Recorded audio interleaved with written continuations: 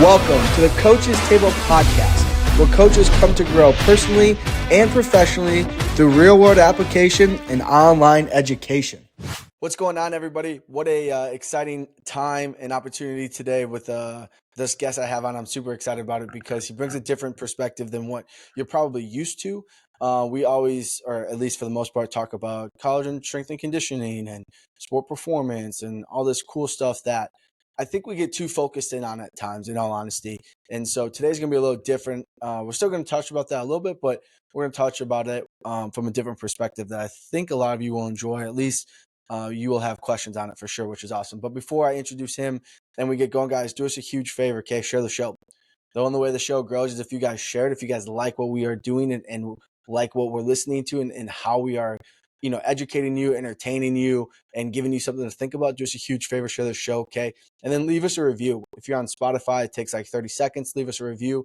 That is much appreciated. That is really important. It lets other people know that this show is important and that it's worth their time of listening to. So if you would do that, I would be much appreciated. And then if you don't listen, but you do watch, we drop the full-length episodes on YouTube. So if you go and subscribe to the YouTube there as well, that would be much appreciated. We've grown tremendously on there, which is awesome and cool and fun as well. And you get to see our faces as we talk about this stuff. So that's really fun. But the guest I have on today was a previous college strength and conditioning coach, was a director of football at the D1 level. So that's cool and that's fun. But now he has actually transitioned out of college strength and conditioning, which is where the unique perspective comes from, because 4 out of 10 people leave the industry every year and they go and do something different. And a lot of them actually leave like training as a whole and do a brand new industry. So they essentially start fresh, if you will. But he's still in training and strength and conditioning, just not in the college sector. And so you get to see what other cool opportunities your skill set can do for other people outside of just the college world, where you can probably have just as large of an impact, if not bigger, which may be surprising to you. So, Aaron, man, what's going on? Not much. Just got done training some of my clients. Now just lucky enough to be here talking to you. Ah, man, stop that. I appreciate you coming on, though. Yeah, man. Thanks for having me. Yeah, absolutely. So, it's crazy how you and I met actually, because you were at San Jose State there in Cali, and I was like, oh man, that'd be great, that'd be cool. I actually interviewed with y'all and didn't get the job, and that's okay because our paths still cross and crazy, but we still stay in contact, which is really cool. I think a lot of times people get bitter if they didn't get a position, and so then they just don't talk to that person ever again, and they're like, F that guy, you know?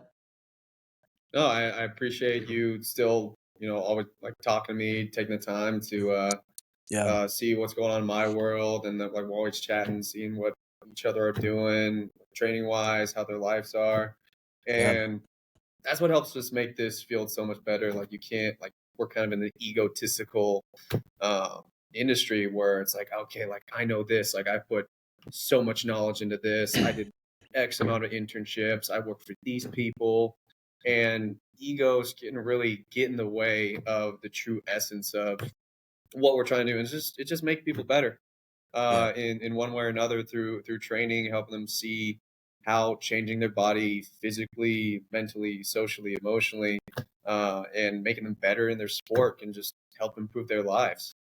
And the more we can do it, like how you've done, like have me on here, like I truly appreciate it. And it's awesome what you've done. Like this is more people need to be doing what like you're doing, like just putting knowledge out there for everyone else to see free of charge. It's really helping push the industry and just pushing people's lives to be better.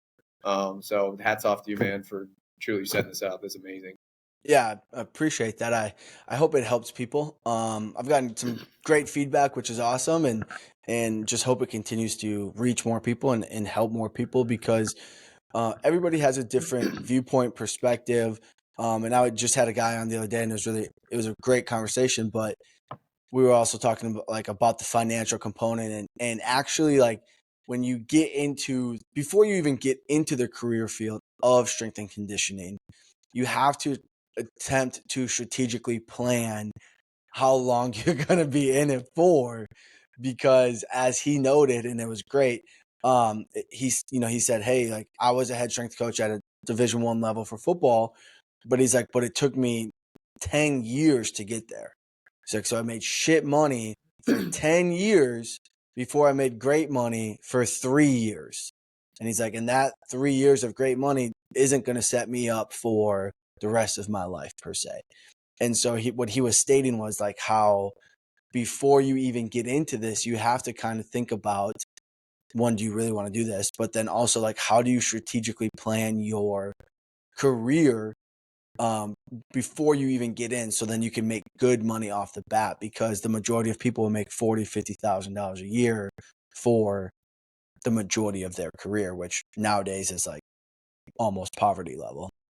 Yeah, more coaches need to have like, let alone a 5-year plan, let alone a 5-year plan, 3-year, Yeah. let alone 3. Like, what are you doing next year, and what's going to get you to your goals? Because the hard part about this industry is a lot of your livelihood is dependent on a bunch of 18 to 22-year-olds who don't necessarily have the rational development of their bodies and brains yet to make great decisions. And you have to influence them to perform day in and day out. And as much as we try to make an impact on these kids, there's some of them, like, those kids who are always just, they're tough to get through. You can't crack them. And then it gets to the first semester of their senior year, and they're like, "Oh, coach, like I get it now. Finally." It's like, now you get it. And Yeah. And sometimes there's kids who just come in, that's like, they're just the greatest kid ever from freshman from the get-go. But it's few and far between. And it's kind of like the rule of thirds.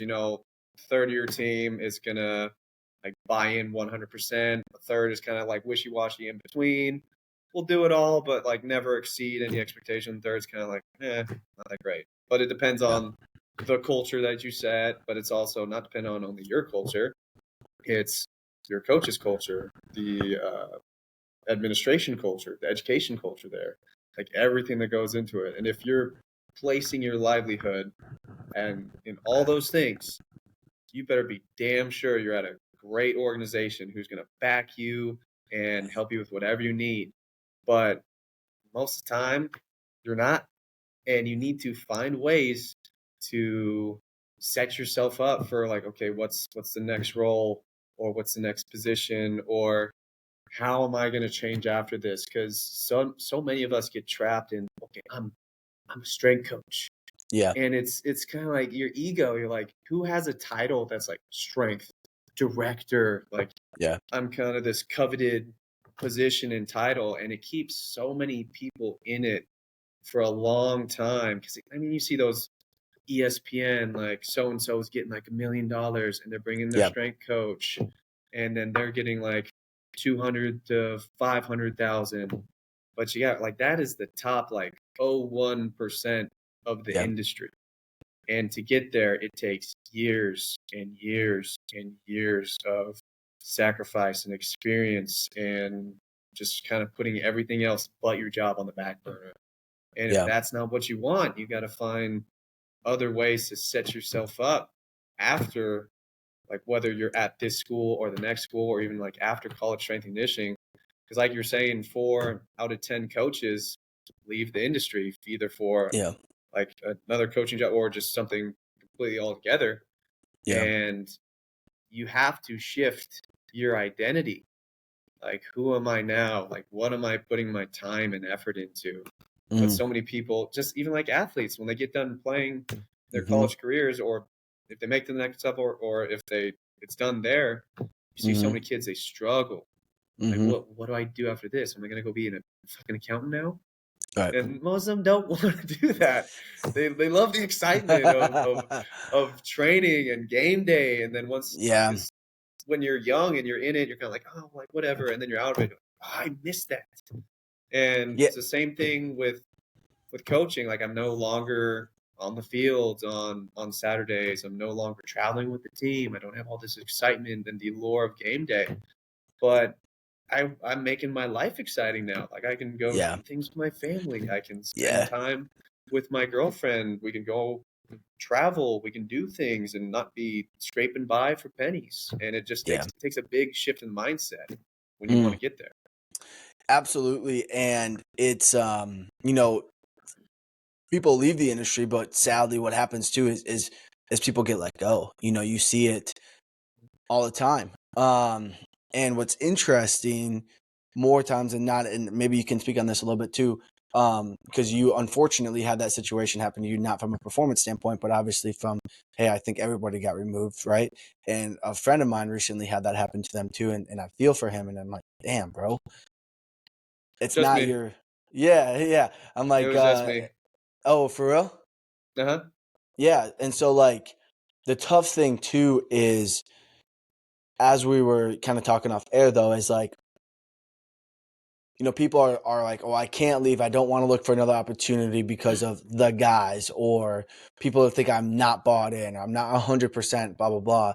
And it's like, you got to remember that they will fire you tomorrow and forget about you. And then most of strength coaches' contracts do not have a buyout, right? Like you see a lot of coaches, like especially like college head coaches, who have massive buyouts, which is cool. Like if you want to pay me 42 some odd $1 million to not coach, I will gladly take that. Like sweet, hell yeah. But that's not the reality of strength coaches' contracts more times than not. Some do have buyouts and some are like, hey, we'll pay you through X date or whatever. But the majority of them do not, right? Actually, some of them have like you're going to sign a 3-year thing here. And if you leave before then, you are going to pay us, which is really interesting to me. I've seen several of those are like, yeah, you're going to pay us $10K or $5K to leave. And I'm like, that's why would you sign that? But it's the reality of it, unfortunately. Very, very, very unfortunately, because it's the business that we're in. The instability is greater than the stability. Yeah, the strength coaches contracts are 1 year annual basis, and they can hire you, they can fire you. I heard it's like you've seen a hired coach, you've seen a fired coach. And Yep. it happens to, I mean, the higher you climb, the more it's likely to happen. You see people at all different levels, you know, they'll just get there and then they will do a damn good job. You can hear like the best coaches in the industry. New coach comes in, all right, peace, see ya. Cool. Thanks. And there's a number of coaches like who I'd talked to who also were like the only one let go. Just like Yeah. as a college football strength and conditioning director, there's like multiple people who I'd talked to. I was like, man, like it sucks, same thing. And one of the things I know it's like people don't understand like the social dynamics that also like you're not just doing your job as a Yes. college strength coach. Like there's so much more that goes into it with how you're interacting with the players, how you are the leader, how you are interacting with coaches. Do they buy into you? Do they believe in you? Do they back you? And I think that was probably like one of the difference. Like I had really worked hard to build a lot of rapport with the coaches. I began as the lead assistant. My director, he retired, and then I was kind of like on a preliminary role where I was doing the director job, you know, not getting paid for it. And we had also lost an assistant. We had lost a GA, and so there are 3 of us working 21 sports. And I had men's basketball, women's basketball, men's and women's soccer, men's and women's golf, also leading football. And it's just so much you got to do at kind of that mid-major level. Yeah. And you're just Yeah. expected to do it. And, hey, like, am I going to get reimbursed for all this I'm doing, picking up the slack and doing all this work? And more often than not, that's not going to happen. And Yeah. This episode is sponsored by TeamBuilder. TeamBuilder is the #1 performance platform for strength coaches around the world. Their software provides coaches with an elevated experience when it comes to program development, data tracking, and staying connected with athletes and clients. Coaches also have access to consultations with team builders, in-house sports scientists to help manage and analyze data. Head to teambuilder.com and sign up with promo code TABLE to start your free 30-day trial. That is TeamBuilder, TeamBuildr.com, and sign up with promo code TABLE to start your free 30-day trial. As much in this day and age where I do believe like strength coach like need to be paid more, like they need to have more time off. Like it's just kind of like a revolving door. Coaches moving across the country and they never get any stability. But there's also something about like just working your ass off. Like that was a time where it was like I couldn't make any excuses. I wanted to be the director of football, where they had told me like, hey, we think you might be good as the Olympic director. We could move you over here. But I'd been doing the programming for football for the last 2 years. I was like, no, like this is what I want. I've worked my ass off to get here. This is what I'm going to do. And so I worked my way. I proved myself over those 6 months while not having a full staff covering all those teams.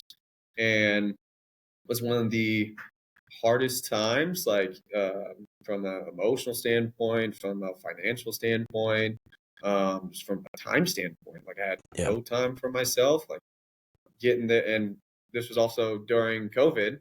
So we had to move our equipment outside every single day in the morning at like 5:30 or like 5 a.m. before we started the day, move back inside. If it rained, we had to like cover it up. And it was tough, but I'm thankful that happened, because those moments where you think like, man, like I'm not getting support. I have to keep figuring out these ways to do this. Those are what really help you grow the most, and you find ways to get things done, and you become more resourceful of what you're doing, how you're doing it. And I still don't regret it at all. Like my time in college strength conditioning was phenomenal. It builds you into someone entirely different with in your leadership abilities, how you're getting people to buy into not only like what's written down on paper. Like I could give it, I don't care about what's written down on a piece of paper, because you can show an athlete the best training program, like perfectly dialed up in terms of volume and intensities and periodization. But if they don't like you and what you're doing, and you don't create that excitement around your aura and your team and your staff, it all means nothing. And given our staff, like we would sit down, whiteboard, okay, what are we doing this time of year? And we'd sit there for 2-3 weeks mapping everything out. Okay, different position groups, how's that changing? And it's still, we found ways to create that excitement with these guys with the programming. And I feel like I did a great job. I worked my ass off. And then, how with coaching altogether, it's not just college strength conditioning, but also college coaching. You got coaches who've been around a long time, and they feel like they're right on certain things, and it's your job to get them to connect with you and your plan and your training. And then they might come and say, well, we did this at this place. It's like, I don't care, we're not here, we don't have that, we don't do, like, I don't do it this way, but I'm happy to sit down with you and talk about this. I would present, show them, and then there are some instances coaches come in and like interrupting our training sessions, and we got everything timed out, scripted, planned, exact distances, and they're trying to do this, and then like things would happen at the training session that were not acceptable, and then things just kind of get swept under the rug. It kind of works that way sometimes, but and then that, like, different things might have happened between coaches, and then I kind of got brought into a room one day and was like, hey, not gonna be working football anymore, still gonna honor your contract, but that's just how it rolls. I was like, okay, and at that time it's tough, because like your identity is just I'm a coach, like I'm doing this, and I had been the director for a little over 2 years, and then that's kind of like taken away from you, because you're like, I did all this, like I put all this into here, like I was doing the nutrition, like I'm talking to all these guys, I'm building the program, I'm traveling, I'm doing the recovery, doing the warm-ups, and you feel like you're doing everything and then just ripped away from you. Yeah. But that was the first time ever in my life I had gotten let go from something. Sure. Because I was like, what did I do wrong? Like, what's happening? Yeah. And sometimes, there's just different dynamics within staff and maybe you don't fit. And I had to kind of accept that. And then I had worked at Cal for a little bit after that. Okay, still got to work in college strength and conditioning, still got to keep chasing this pipe dream. Sure. And being a director was my goal. And I got that. It's like, okay, what am I doing after? Am I still trying to be a Right. director? Do I want to be like a Power 5 assistant and then try to be a Right. Power 5 director? I'm like, okay, what's it going to take to get there? Right. All right, I'm probably going to move 3 more times. I'm not going to have any money saved for a house or whatnot. I probably work Yeah. for a great coach. I might work for a terrible coach. And like you can have one coach. Like you could have 5 teams. And you could have just one coach that just irks you sometimes. Yeah. Well, and it's so And funny too because like I don't mean to interrupt you, but it's so funny too because it's like if it feels like and seems like sport coaches think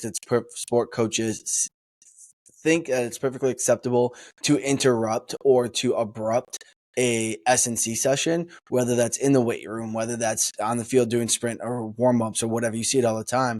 But yet you go to a sport practice and be like, whoa, hold up, everybody. Actually, here's what I want to do. Like, try that once and see how that works for you because it's not going to work out in your favor.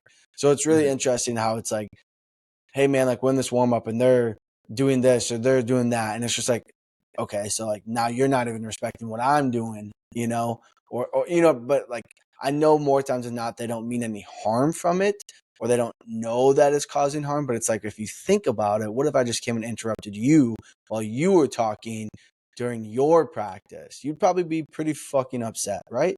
oh yeah. Okay, Yeah, so it ruins the dynamic there of, okay, like we are one unit, we are a team. right. And then it's like you feel like, okay, I present to staff, we all agree on this. Hey, meet with each position coach individually. Hey, we're doing this. Yeah, like this is what your guys are doing. Do you have any questions about that? Good to go. And it's like if they're not taking the time to learn and understand that, then it's like, okay, like you got to do a little bit more on your end to understand what we're doing. Yeah. Like you say, like I'm not going out there, like I'm not the play caller. I'm not doing this. Yep. And so there needs to be more boundaries in college strength and conditioning between the sport coach and the strength conditioning coach. And unfortunately, we turn into yes men or women to like, okay, like I just need to do whatever the head coach says when they might not have the most knowledge. Like you are the expert in your realm. Yep. And you got to give them like the best piece of knowledge to get them to buy into what you're trying to say. And you have to curtail it in a way that they're going to understand. And strength and conditioning is it's a young men's game where most strength coaches are a little bit younger compared to the sport coaches who are a little bit older. And so then there's a little disconnect. Like, oh, well, we did it like this. Like 20 years ago when I was at LSU. And it's like, dude, that's been the same recycled mat drill program I've seen a million times. And we can think more outside the box here. Like, like I believe in doing things that are hard, but do things more specific and applicable that guys and girls can compete in. That's going to be a little bit more specific to their sporting actions and what they're doing instead of like, okay, we're just going to tumble and do up downs and do this. Yeah, like, dude, we can think a little bit better than that. It's like, what are we actually doing? Or it's funny to me too, one that you see very often is, let's say you're the new guy on the block or whatever, or you're fit and all the coaches are like, hey man, can you write me a program? Hey man, like I want to get my chest bigger. Like, what do I need to do? Can you write me something?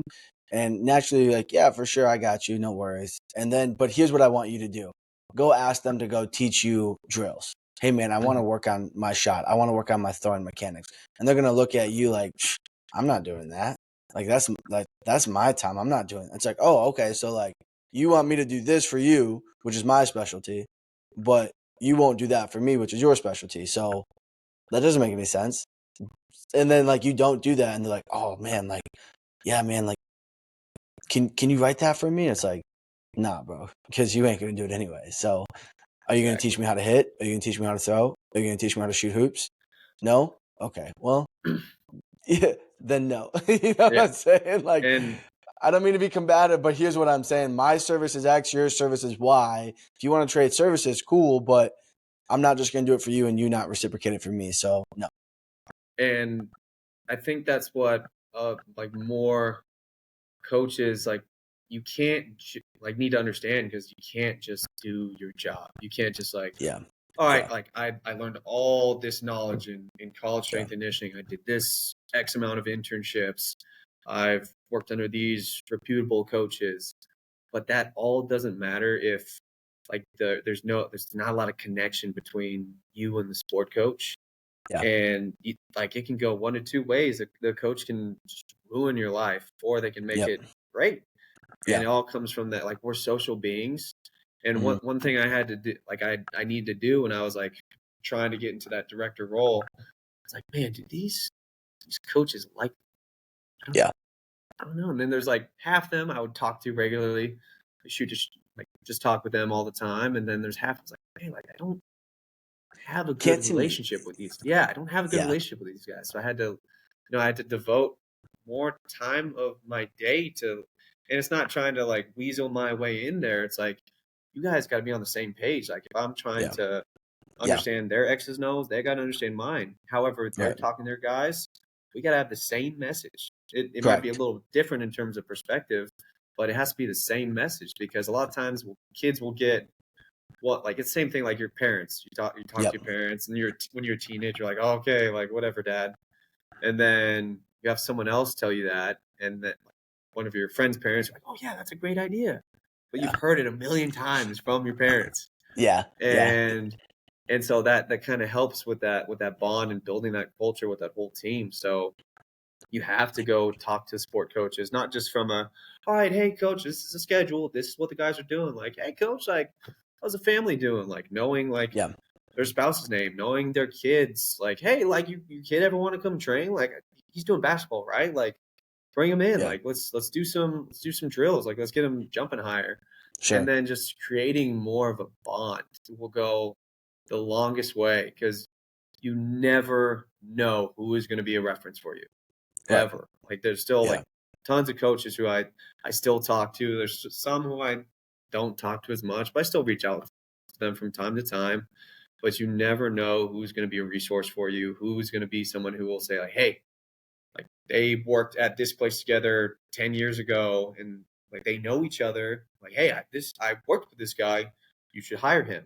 Whether it's in the coaching industry or like something different, you never know who is going to be a reference for you. And that's one of the most Yeah.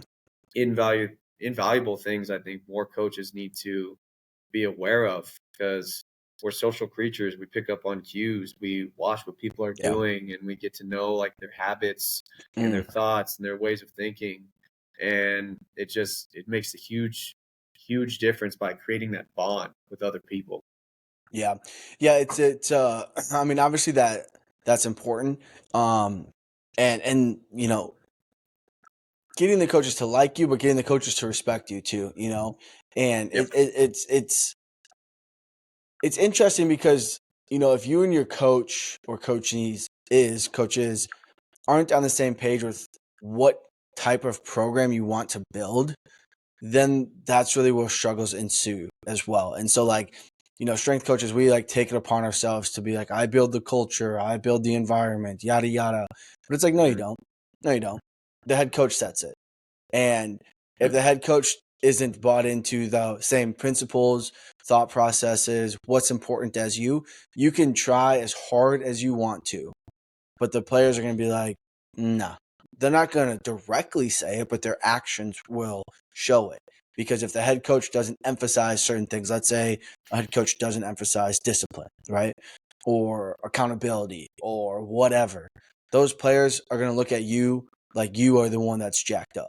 And you're going to be like, no, I'm telling you, you got to, we're rather militaristic at times. You got to be early, otherwise you're late. All this other stuff, which are very true, and those that in the world is more right than it is wrong. But if you have somebody that's like, nah, I don't really like care to emphasize that, your players aren't going to care to be on time. They're not going to care to actually like be like, yeah, you're right. And so then you feel like you're hitting your head against the wall and you're trying so hard. But then at the end of the day, you don't feel like you're getting anywhere because it's like, well, you guys aren't on the same page, And It's so it's interesting from that standpoint because even though like, yeah, I think you can have a impact in that. But if you guys aren't on the same page to begin with, then I feel like it's no different like than being in a business and you think paid marketing is one of the best things to do. So you buy in ads and the owner doesn't find that to be valuable. And so they just want to do organic, right? And you're like, we got to buy more ads, blah, blah, blah. And they're like, no, we don't want to do any of that. And you're just like, I try so hard. I make the best ads. I make the best this. And it doesn't work. And you're like, what the hell, And then you can get really frustrated. And then you're like, dude, F this, F that. That guy doesn't know what he's doing, blah, blah, blah, whatever, right? So you just go back and forth all the time. And then you're asking the other people, like, is it me? Am I crazy? Am I off? And then it's like, oh, yeah, that's right. These guys are 18, 19, 20 years old. Like, oh, where am I at? Oh, that's right. I'm at this location. Well, it's going to be much harder to get to them or whatever the case may be, right? But anyways, going from that to where you are now, which I think is something that you really enjoy. You have a better work-life balance, if we want to even consider that. You make more money. You have more time to yourself. You get to travel. Your hours are very well fixed for the most part, or at least you get to change them how you please. Kind of tell everybody like what you're doing, how you got there, and the differences from what you were doing to what you are doing. Yeah. So, I mean, 10 years college strength and conditioning. I don't know if I'm a vet. There's probably people 20, Sure. 40 years in there. So, but I mean, 10 years in college strength and conditioning is, I think it's like 20 years in real life in terms of what it does to you. But in terms of stress. Yeah, in terms of stress, but good stress, like the stress Sure. that kind of teaches you to grow, teach you to be a little bit more resourceful, Sure. think a little bit more outside the box. It was all good. I would never trade my time in college strength conditioning. It was so invaluable to me in my growth and what I wanted to do with my life, and felt like I was living out a good purpose with what I wanted to do. Originally, it was like, okay, I'm gonna be a physical therapist. I did inpatient, outpatient, and I was like, okay, this is boring. Given that it's valuable service, but wasn't for me. And I just fell in love with college strength and conditioning when I was in undergrad, and just pursued it since then for the last 10 years. And then in 2023, it kind of came to a halt for me. Sure. And like I was saying, like I was mapping out my life. Like what's my next 5 years going to look like? Yeah. And how am I going to do this? Yeah. Like, how am I going to buy a house, have a family? How am I going to live? I haven't been home for Thanksgiving or Christmas in the last 8 years or so. Crazy. And so it was kind of a big eye-opening moment for me. And my buddy Jared Klingberg, he had let me know he had been working here. And he was just like, hey, this is what we're doing. This is kind of like the hours that you pay. And I was like, you're serious right now? It's like, yep. I was like, I'll be up there tomorrow. I'll be there right away. And I like my boss is amazing. Just this company is amazing. I work at a tech company called Valve now. Big gaming company. They have an online platform called Steam, where you can just download different games on your PC. They make different games like Counter-Strike, Left 4 Dead. Amazing company, phenomenal. I absolutely love it here. And they create this atmosphere for everyone who works here, where like they can come train with one of us. I still like to think I'm a coach because everyone's like, I'm a coach, I'm not a trainer. But here they're like, oh yeah, trainer. And I'm like, no, coach. Yeah. But we work with everyone in the company, and there's like 16 of us. We work with our spouses. Sometimes their kids come in, we train them. Everyone kind of has their own setup, and it's just an amazing atmosphere. I get to, make my own hours whenever I want to work. Don't got to work weekends anymore, but if I wanted to, I could. I don't have to move every 2 years. I don't have Yeah. to Yeah. Yeah. to move up. I got to move on type mindset. I'm just not stressed out all the time compared to college strength and conditioning, which again, like I still preface, like that stress it really helps you grow and build. But sometimes it can get to that point where you start seeing like little cracks Sure. in what you're doing, and then I can actually making better money than I did as a college director, and it's been a very refreshing change for me and what I'm doing and just my life altogether. And I think a lot of college coaches think they have to do college strength conditioning.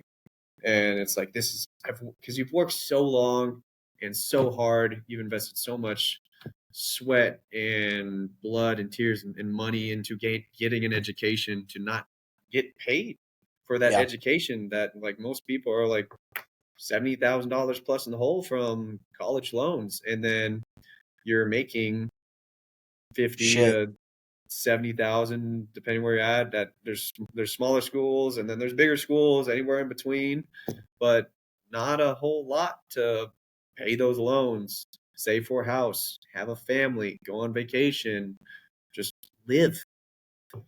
And Yeah. we Yeah. get trapped with this idea of thinking like, okay, like I'm the coach, like I'm like a job that has strength in the title. It's very coveted. Everyone thinks Yeah. like that's so cool, and it is, and it's great, and it's amazing. But there has to be a point where you are also setting your life up and not getting to a point where you're just worrying about the life of the team, because eventually that team's you're gonna have these freshmen go to be seniors, and then they're gonna be Yeah. gone, and then maybe you'll still talk to some of them, but chances are you're gonna be living in a different state, working with someone else, and those connections they fade away. And Yeah. just doing it for the school and the logo, like it's not. You need to Yeah. do more things for yourself, Yeah. and people tend to forget about that. And there's so many different options out there in terms of what you can do. I mean, military training has became a big thing. Yeah. Whether it's like you start on like kind of like more of the H2F level, um, gives you a little bit more time, so then you can do more things like on your own outside of that, or you Yeah. get to like a GS1 level, like you work with special forces operators, like whatever it is. Like those are still also like very great positions to be working in. It's not as exciting. There's not this allure behind it, but like, man, you can go watch a football game. You can go Yeah. be a spectator. You can go Yeah. tailgate. Like you can go and you can Yeah. go enjoy life a little bit. Facts. And that, It's it's interesting because I think a lot of people they don't know. Right. So like you've seen you've seen a couple of things pop up here recently. You've seen the tactical world pop up here recently, right? Which is okay, let's go work with military professionals. And as someone who was active duty for the military, there's a lot of things that go on with that as well, because now you're not just working with admin, but you're working with egos of high ranking military officers, government, and things of that nature, which are not always a fun thing to work with, right? Especially if you're the new guy on the block, you have all these commanders that just want to run, and we're just going to run, and we're just like, nah, like they have no idea what performance actually is. And so that's really interesting. I will never do that personally. Not to shy anybody away from that. That's not what I'm saying, but I just will never do that personally. I've been in that world. I'm just like, this is not. yeah, you lived it. Yeah, I lived it. And if you think there's You were egos actually in it. yeah, if you think there's egos in strength and conditioning, go to an active duty post of these guys that can't tie their shoes, but they'll tell you how much ego they have in them. Very interesting. But if you go the special operations route, that's totally different. That's totally different. Those dudes are the coolest dudes you'll ever meet. They're the most humble dudes you'll ever meet, and they'll work the hardest and make your life the easiest. They are the coolest cats for real.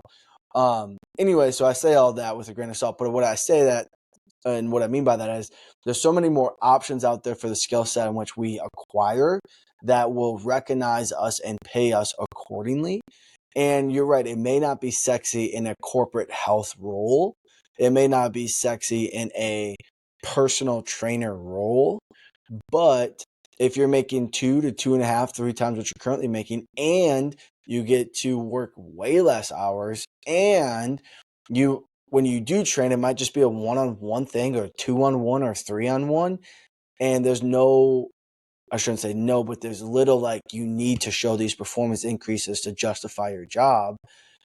You're like, oh, well, this actually isn't too bad. And you actually get to care for them. And when you're done training them, you might go hang out with them afterwards too, and develop a relationship with them, rather than just I act like you don't know them, or, you're like, you're 18, I'm X years old, I'm 10, 15, 20 years older than you, I'm not going to hang out with you. You know what I'm saying? There's so much of that too. And it's very interesting. Yeah, it's a lot more about the bond that you create here with your clients, and you see them on a recurring basis. You don't have to worry about marketing yourself and trying to like advertise and get more clients. It's like you work the normal schedule. You can work more if you want. You can work less if you want, and you have these clients you see on a regular basis. And like I said, it's not the excitement and the allure of game day, but like you can go make your life exciting in other ways by actually being able to live a life instead of just having your job be your life and your job be your identity. Because I see a lot of people, they get trapped in that, and then they'll move from place to place, they'll not make enough money, and then they get chewed up, spit out, get hired, get fired, and that's why the coaching carousel just goes around and around and around and around. And you have to find ways to make that excitement, live that purpose for yourself. Like I still find ways, like I get to improve these people's lives. Like I've got different goals for, like, whether it's like it's not at the high end level of training D1 athletes and NFL draft picks and NBA draft picks. Like I don't work with those anymore. But I still get to like make a big difference in these people's lives. Where it's like, okay, these are your goals throughout the year, and some people do it differently here, more than others. And then I get to show them like, okay, this is what you did in the winter months. This is what you did in spring, summer, fall, and this is how you've changed. This is how you've developed. I've done this. I've gotten people to train with me 1 day a week, and they're like, okay, I don't think my body's changing. I just don't think this is for me. Like I don't. And now they train 4 days a week with me. I'm like, hey, you should come in these days. I'll have an opening here, like schedule shifts sometime. Like come here. And then it's no longer something you just occasionally do. It becomes a way of living. And as humans, we're made to like move things, travel, be on our feet, be active, move our bodies as they intended, bend your spine, squat, hinge, push, pull, everything. And a lot of these people will, like, we work in the tech industry, and they sit for long periods of time, and then some of them might have some healthy habits and some might not, but those little habits, they build up over time, and then they get to a point, it's like, okay, my body's not where it used to be, my energy, my clarity of mind. And then you get to see, okay, come in here, do this training, like, and then like, we'll add more, we'll do this. And then you just keep note of what these guys are doing. And then they get to see this change in their body. And it's like a light goes off. Like, oh my gosh, I never knew this was something that could make me feel so good. Like I feel so much more energetic. Like I can think better. Like I feel stronger. So it's still finding the ways to create value in what you're doing for yourself. Like coaching is not always going to be there. It's not, whether you love it and breathe it and sleep it and bleed it. It's going to be gone at some point, and you're going to have to do something else. Like how many coaches do you know retired as college strength coaches? Exactly. Not a lot. Not a lot. Exactly. So you have to shift that identity. Like you have to find ways to create value in other means, whether it's in college strength conditioning, military side, corporate side, whether you just go out on your own and you start your own training platform and get people to do training that way. Whatever it is, like you're giving back what people like need and desire to feel better, to look better, to have the body that they've always wanted, to have the clarity they've always needed, to be able to think better. You get to give that to people, and finding the value in that. Like there's a lot of value in that, and it's not just gonna be in like, okay, high end performance, and then we have these miles per hour, and this is what our force plate data looks like, and we've reduced these many injuries. Like it's all valuable, but you got to Yeah. be able to know like what is your valuable, and how is Yeah. that changing your life in a better way, where you're setting yourself up and your family and your future up in a better way, instead of, okay, I'm moving every 2 years and never being able to buy a house and making pennies on the dollar for the work that I'm putting in. Yep, absolutely. And you've actually started your own online thing as well. And it's something that a lot of people try to do, but they struggle with it. What have you learned or are learning as you start putting yourself out there? Because that's one thing. I don't want to put myself out there. Well, you should. Okay. You should. And who gives an F whatever anybody thinks? But because honestly, the next day, one of the things that I think of all the time is like, okay, let's say you put a story up or you put a post up. Only 2% ish or so of your audience is actually going to see that, to begin with, one. And then two, by the time tomorrow rolls around, they've probably already forgotten about it anyways. And so, you should probably continue to put yourself out there, right? Anyways, I say all that to say this, that you've put yourself out there and are, which is great. I love it. What are you learning, and what have you learned up to this point so far? Yeah, like just what you're saying, like who cares what people think? Like whether Yeah. you have a topic that might not be as interesting, because you never know who it's going to be interesting to. You could Mm-hmm. have someone who has zero training experience and see like some sort of content you put out there, and you're like, wow, Yeah. that's some cool stuff. I didn't Yeah. know that. Yeah. And just because like what are the coaches going to think? Who Yeah. cares? Who Yeah. cares? Look out for you. Look out for numero uno.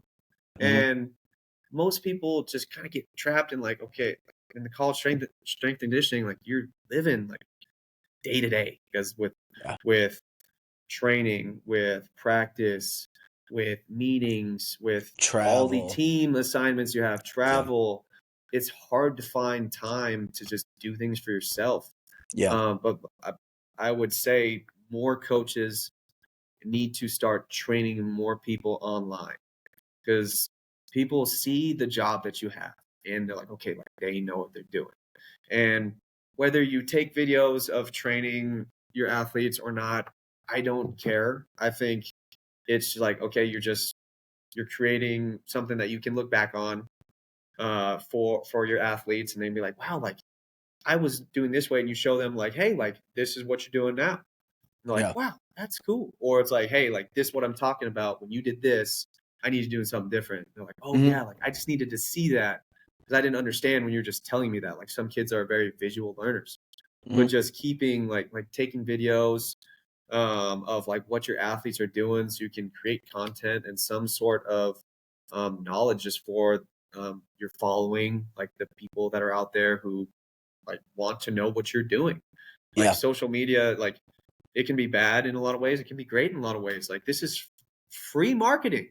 Yeah. You don't have to buy advertisements. You don't have to Yeah. go down to the newspaper print and pay whatever to have your advertised. Like this is for Yeah. free.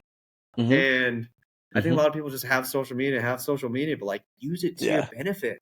Like use it to create content. Like what you're doing. Like you put yourself out there and you're creating knowledge for the masses, and people love that. Like this is free education Mm-hmm. for anyone who's worried about like, okay, like I kind of want to get into coaching, but I don't know.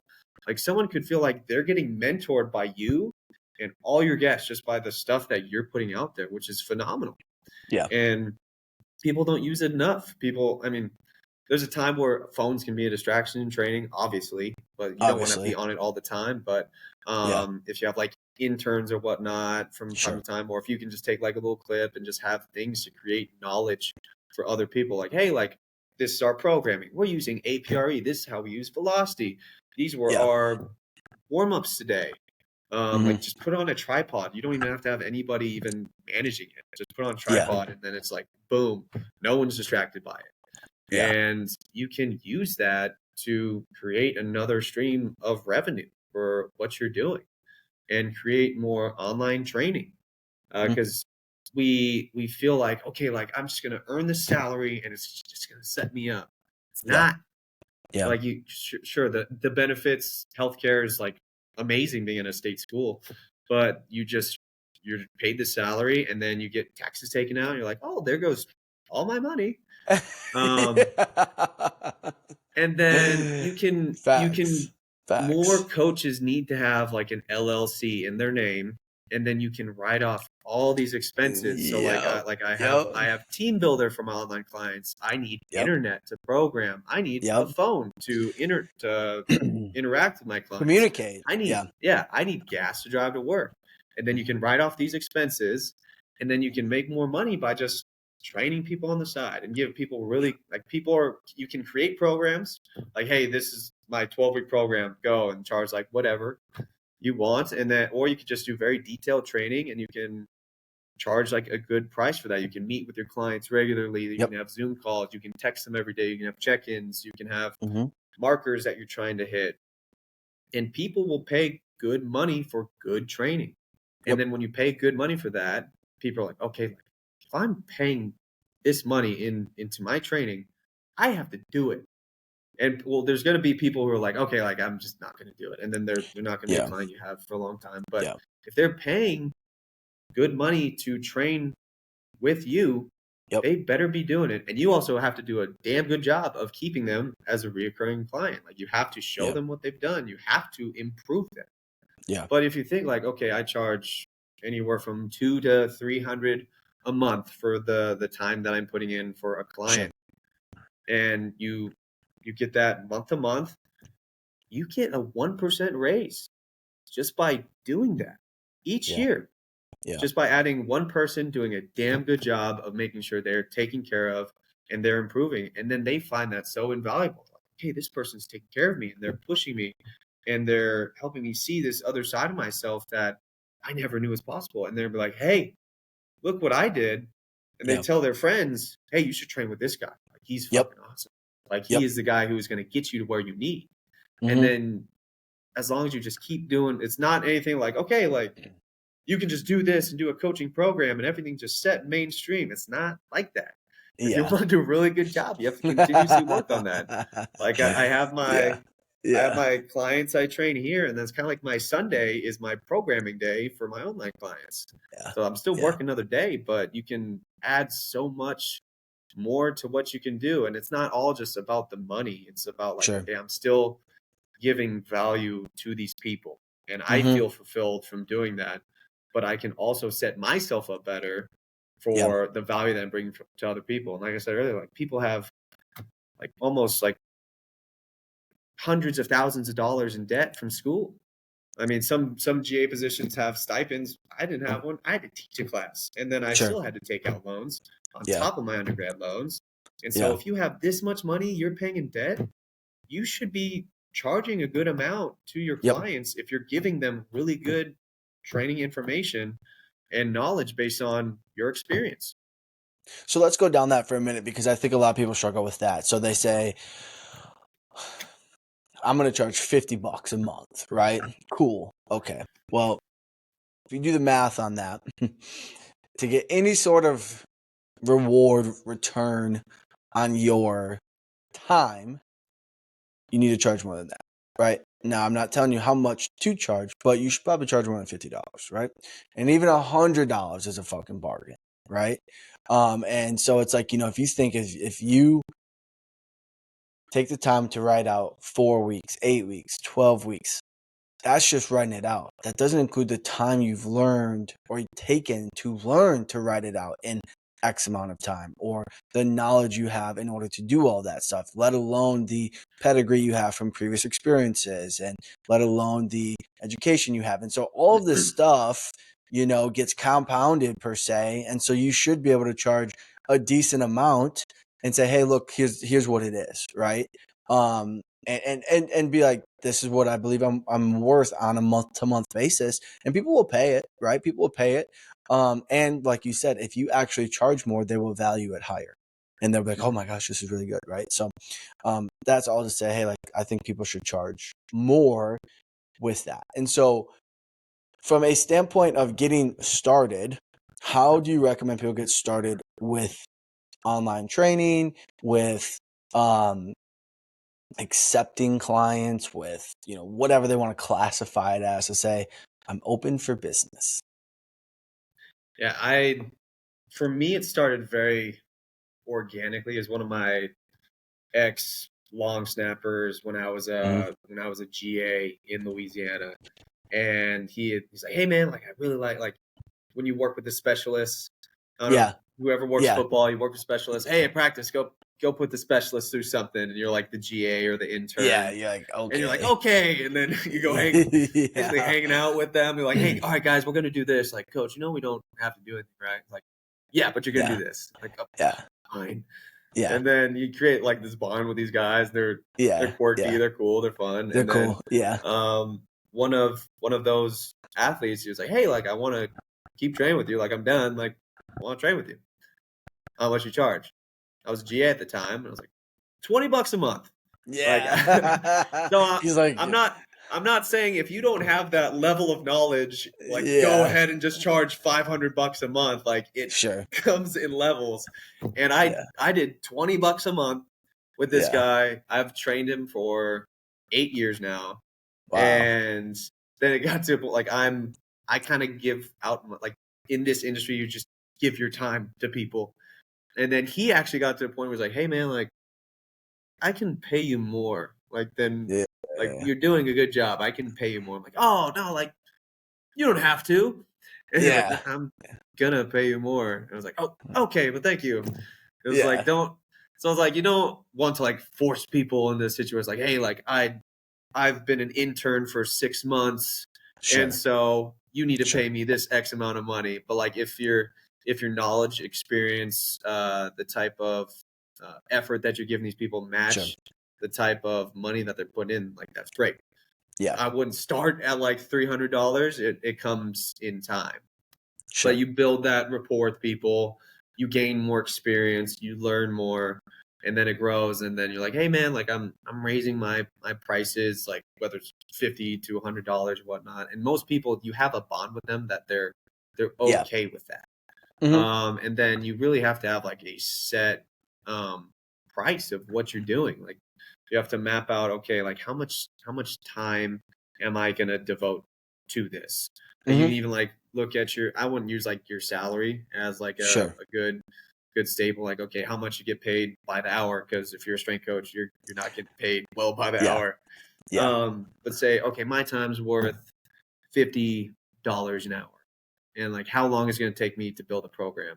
And if you're not putting in good work, like if it's distracted work, like you shouldn't be charging like a higher end for what you're doing. But if it's like, all right, like phone's over here, just detailed work, I'm mapping this out. But like take note of how much time it takes you to program for an athlete or client week by week. The time just building the program, building the macro, and then doing the reoccurring weeks and checking in with them. Like you should be paid for your time. And then get kind of like a rough estimation from there, and then just do a really good job. I haven't expanded to the level that I want to yet. Like I've got 5 online training clients, but that makes a big difference in terms of like what I'm making each month. And a lot of it's going to start organically. But when you have more time to build out different systems, like it will help out a lot. Like you have, okay, these are just programs people can buy. These are our individual training program packages for people who want the one-on-one training. You can kind of have it in between. Hey, we'll have 1 call a month and you get this. Getting some sort of online training platform. I know there's a number of different ones out there. I use Team Builder personally. I use it when I was in the college realm, and it's pretty easy and self-explanatory for me to use. I know there's a bunch of different ones out there that names are just fleeting me, but just make it easier for yourself to start to streamline things, because just making an Excel and constantly formatting it based on like the weeks you're doing and trying to make it look like, oh, a Yeah. beautiful Yeah. program. Like, we spend so much time just making Yeah. Excel look good than actually programming in Excel, and just, okay, Yeah. now I got to change this formula in M round and Yeah. pull from here. Like, Yeah. it takes so much time, and you feel like, Yeah. okay, like I'm programming. No, you're formatting. And so Yes. you need to find ways to Yes. streamline that.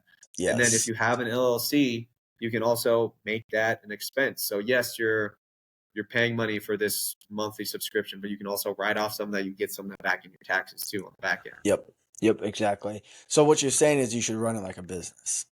Yeah. And it's not going to be perfect from the get-go, but you should always start, like, get 1 to 2 clients, even if it's someone who's, I would say, get someone like a family friend or just a friend, and be like, hey man, like I'm gonna charge like X amount of money, like someone who comes to you. Yeah, Yeah. like Yeah. whoever it is, if someone Yeah. asks you for that training program, instead of like, just, yeah, here you go. Like, yeah, dude, I'm starting to Yeah. train people online.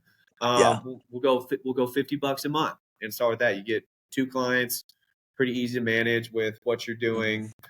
In the college realm, it's not going to take a ton of extra time. You know, in Yeah. college strength and conditioning, there's like times where you have no life, and then it's like, okay, like there's a lot of downtime, Yeah. and just build out those clients, and then those clients are going to start to talk to other people, and then it spreads organically. But then when you really want to expand, you got to start putting yourself out there. You got to Yeah. start branding yourself, what you stand for, how you're doing it, how you're going to educate people and get people to really understand what you're doing. You can't give everything out just for free. You have Yep. to find ways to make a living off the knowledge that you've received from all that money, time, investment, blood, sweat, tears into college strength and conditioning. Yeah. And then it's going to keep developing. I know a lot of coaches who started just like, okay, I started with 1 people. Now it's like online training is just their business. And there's a lot of power in what you're doing. Like, okay, I do this much programming for this person, I get another client in, and you're getting instant reward for Yeah. what you're doing. And then it Yeah. kind of, it Yeah. gets the wheels turning, versus in college strength and conditioning. Man, I made this player profile. I'm doing the nutrition for these guys. I talked to this team about sleep. You know, Yeah. I sat with this kid for 2 hours because I'm Yeah. the psychiatrist, and I'm trying to get him to feel better about his place in the world. Or I'm talking to this coach for 2 hours and helping them understand what we're doing for training. Like, you do all this extra stuff, Mm-hmm. and you still just get the same salary, same salary every month. And Yep. so there's a lot of power in, okay, like I do this work and I'm receiving this. And Yeah. it's kind of scary at times. Like, you have to go out on your own for yourself, and it's like you don't have a fallback for what you're doing. But I feel like a lot of people will really surprise themselves in the traction you start to get. Like, wow, I did this, and Yeah. I got this instant feedback of like this gratification. Like, I helped this person. I feel value in what I'm doing, and I'm making a living too.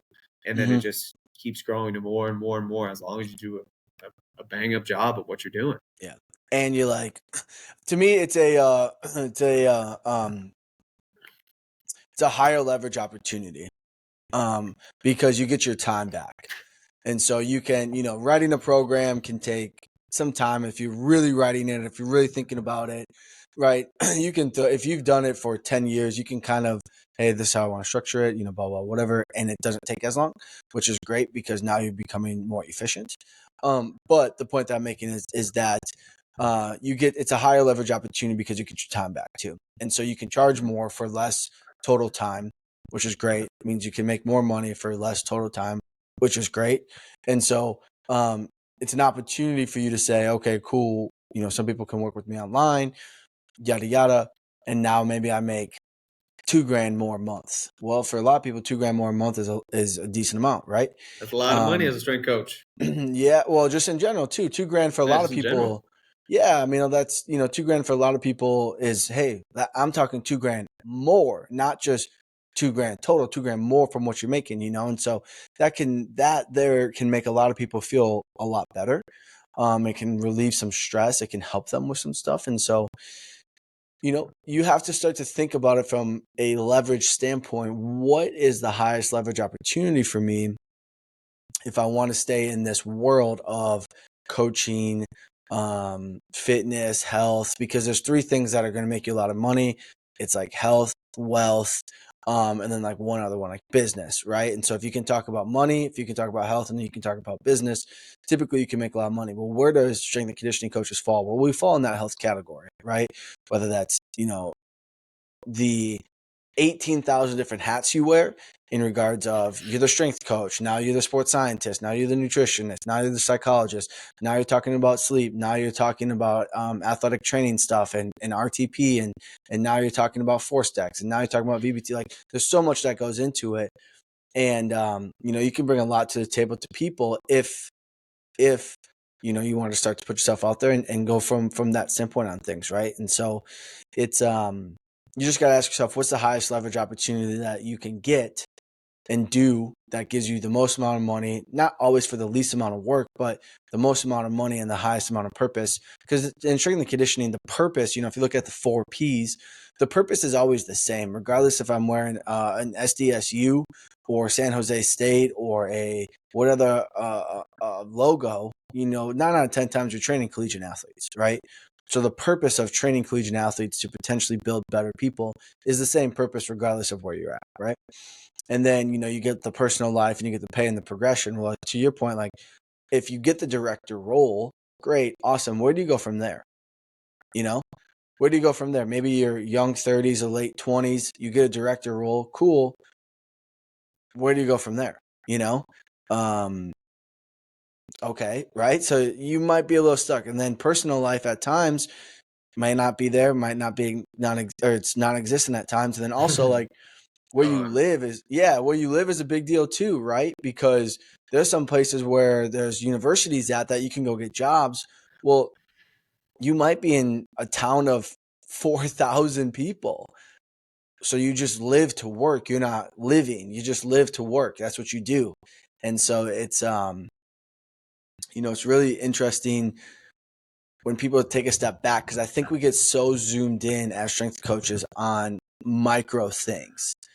And what I mean by that is like we have this training plan and then we're like, well, we didn't sprint this week. We didn't do this week. Oh my gosh, like everything's going to go to ruin. We didn't lift heavy. We didn't do blah, blah, whatever. And at times I think we struggle with taking a zoomed out look and saying, okay, where and how do we fit amongst all of this? And is it okay if we didn't do this week? Maybe not, Yeah, a lot of people see their lives with just like this sight that they have, unfortunately. Yeah. Like you were saying, we get so zoomed in with my staff. Like I would try to make multiple head guys. Like I was not the only head here. Like, okay, I had a head for the skill position. I had a head for the mids position. I had a head for the bigs position. Yeah. And those guys are in charge of those respective groups. And then I would work to oversee and lead, like kind of give the message for the guys, and I'd flow in between, work with the injured guys. I did a lot of the return to play on the field, and let alone like before that, I was working with all the Olympic sports, and it just takes a lot of time. And then I could live day to day. My life was just a day to day, and I could think of like the program, like where the team's going to be at, and like winning this championship, but then it's like, okay, my life's dependent on these people doing their job and them winning and the coaches calling the right plays and recruiting the right kids. And your livelihood's dependent on so many other factors. And so like, okay, like I'm doing this for myself. And you can't have, if you really want to grow and develop, you can't have sight. You have to use your vision. You have to take the things for what they are, and then you have to see what they can become. Right. Not just in training, not just what you're saying to your athletes, but in your life. Yeah. Because too many times we focus on these athletes who we pour into. We consider that, like we say, family. Like we Yeah. say, like you hear it everywhere. Everyone says it, or everyone Yeah. has certain mantras that we just live and Yeah. die by. But there's Yeah. nothing for yourself, Yep. and you just have to take a broad perspective. Like, okay, like where am I going to be in the next 5 years? And you have to kind of look at your past. Yeah. How long did it take you to get where you are now? It's probably Yeah. not going to take you as long to get to a similar point, but you might go a different route. You might work for someone who's terrible, Yeah. and then can just like you can work for a terrible coach for just 1 month, and it will just set you off. Crush you. Instead of just seeing the vision for yourself, like, okay, like what do I want to create? Like, do you want Yeah. to have a family? Do you Yeah. want to buy a house? Even though I know market's crazy a little bit, like, do you want to have a chance of buying a house? Yeah. Yeah. Do you want to be able to go on vacations, or do you want to always be traveling with the team, not being able to see your family, moving year to year, still savings are just kind of like dwindling by when student loan repayments are kicking back in, and you're like, how the hell am I supposed to make ends meet? Right. But you just have to be able to kind of take a broader perspective of what your life is, and okay, what do I really want to create for myself? Like, is this what's going to set me up best for Yeah. my future, or am I always just going to be riding someone else's coattails? Yeah. Am I always going to place my success off someone else's? Yeah. And Yeah. now Yeah. it Yeah. takes a while to get there, because I mean, I had my buddy told me about this place. I was like, yeah, cool, dude, sounds great. Yeah. And I was like, that's not Yeah. exciting. Yeah. And then I came here, did it, and then I'm like, wow, this is amazing. Like, I can create a life for myself. I can actually Mm. live a life instead of Mm. having my life dependent on what Everybody other else. people's success is. And at the mercy of everybody else too. You know, like I think the struggle is too, like in college or strength and condition, you're at the mercy of when practice times are, and then when a coach may want you to train too, right? Like sometimes people don't have full autonomy on when they want to schedule things, and so, you know, it's like I remember I was at one of the schools I worked at, and I think people will figure this out, which I don't really care. But it's like you were there at 5:30 in the morning. You trained for teams till 7:30.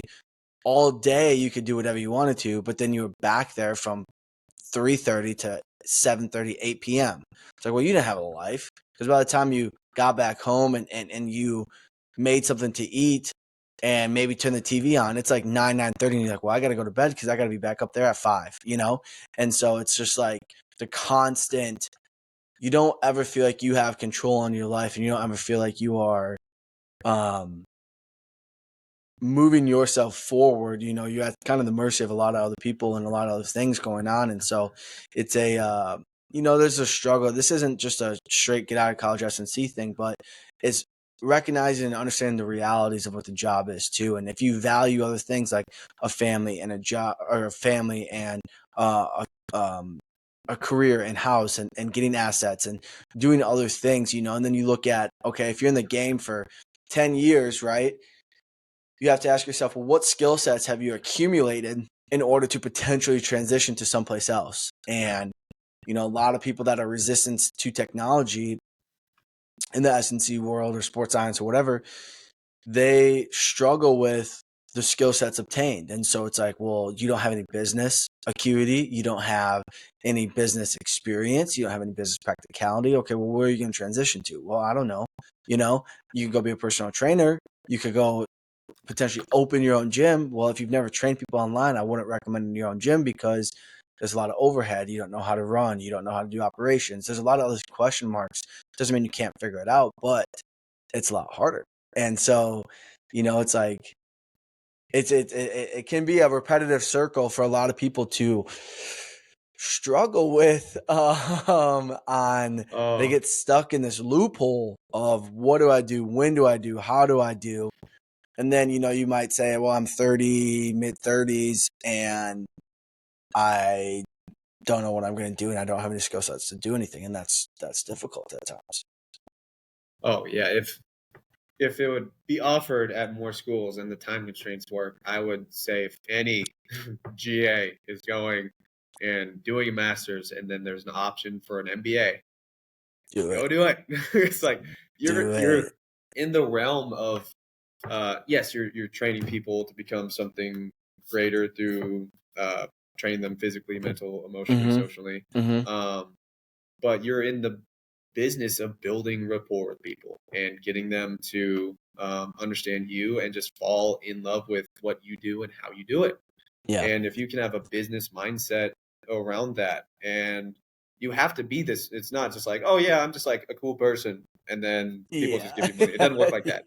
But if you can just create this kind of way of doing things for yourself, like you have a mantra and you have like I said, social media, like people can have a following just by like, oh hey, here's my training videos, and you put them up every day, and you're like, oh, you have 500,000 followers, what? And if you just have this way of doing things and people like love what you do and they follow your training, and then you can offer them something in terms of whether it be knowledge, training, different advice for whatever it is, like you can make a living doing that instead of like, okay, like we're just gonna I have to get up at 5 a.m. to go train athletes from X amount of time to X amount of time, and then I'll do this all day, have meetings, have practice, and then just like, it feels like yes, it's exciting, and you have something that you're doing where you feel like you're really a part of something. Yeah. Like that's really the cool thing about college strength and conditioning, and like I said, titled strength. It's a coveted position. Lots of people want it. But you have the title of strength, and then your bank account ain't looking too strong. Your bank account says weak. Yeah, your bank account says weak. Broken. And it's not about just trying to make money off people. It's about like starting to build like your brand and what you stand for, and have people really buy into not only your brand but to you. And how you do things, and how you're going to help these people see a new side of themselves that maybe they didn't see, or provide them with knowledge, or help them gain a level of their self that they hadn't had before. So more coaches just really need to look for more of what they can do instead of just like the regular day to day. They have to get out, like go talk to someone who has a business degree, like go talk with someone who knows how to set up different LLCs. I mean, I did it myself. You can go online, It's you can super go do simple. it. So like, it's super simple. You can talk like financial advisors. Like I didn't start having a financial advisor until I was a director, because I also didn't have really enough money to put away. I was just kind of living like check to check. Like when I was in Louisiana, it was my first full-time assistant position. I was a GA there to start, and then I got hired as an assistant 8 months into my GA-ship. People are moving around like, okay, like I'm actually being an assistant like really quick because I did a good job. And like, hey, position's open. Here you go. My buddy Jeremiah, he hired me pretty quickly because I was kind of running the show by myself. He came in as director. He hired me as assistant. It's like, I'm gonna make way more money than I did as a GA. Like this is awesome. And then my first check came out to the exact same as my GA stipend. And then I lost my in-state tuition waiver. I was like, and it was like making $18,000 a year. My car broke down, couldn't afford to fix it, had to ride a bike to work. My apartment, I had to get someone else to like live like on the floor too. There's been times where that's the crazy part to me, because like then you'll have a strength coach or a coach in general that's like struggling, like literally scraping by. And then players like, oh yeah, well I just made 6 figures in my NL contract. And you're like, wait, what? And it's like, but you're late every day. But like you don't try. But like, all this other stuff, whatever. And that's a completely another conversation for another day. But then it's like, well, can I go get more money for this guy? And they're like, yeah, here's $2,000. And you're like, yo, what? You're like, that doesn't even Yeah. cover like anything, you know, Oh, but it's expected. It's expected you live this certain way. It's expected that you go, it's this rite of passage, this gate of passage that says you need to go and grind as hard as you can and literally like be on the verge of being homeless just to say like, yeah, I'm a strength coach. Like, man, get the fuck out of here.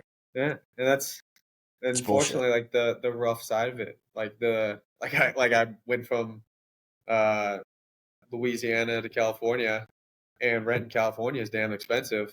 And I stayed on my buddy Jared's couch for the first 3 months. He got a job at USC. I'm like, Yep. I don't got a place to go. I Yeah. can't. I'm not putting a down pay. I can't pay 2,000 a month Yeah. for an apartment by myself. Like that ain't happening. Like I barely Yeah. make. I don't have any money saved. Right. And Right. I Right. lived in my office for 4 months. I had a blow up air mattress. I had to get a grill that I put out back. I had I cooked everything on that grill, and then I was just in the weight room every night.